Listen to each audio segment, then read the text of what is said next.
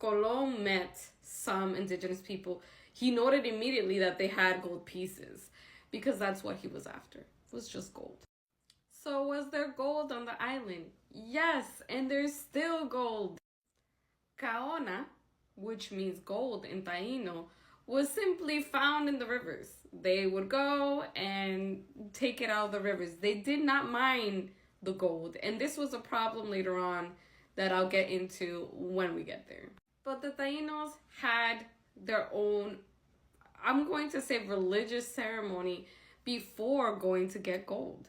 Here for the Taínos, Caona, or gold, was very important, and it seemed to be sacred because they would actually diet or ayunaban. They wouldn't eat for a certain amount of time before going to get the gold.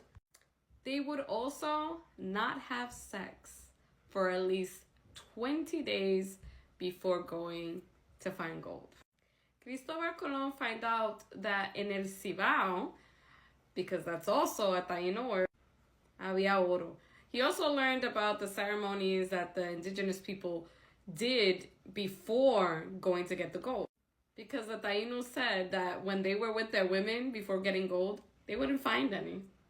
So Columbus followed suit and made all the men do a small religious ceremony.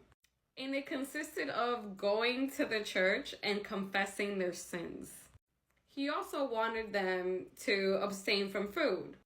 And you know what these dudes said?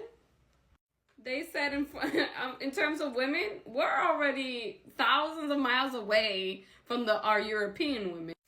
Y dice Oviedo about the following, that supposedly these men said, en cuanto al ayunar, que muchos de los cristianos se morían de hambre, y comían raíces y otros malos manjares, y bebían agua, y se morían.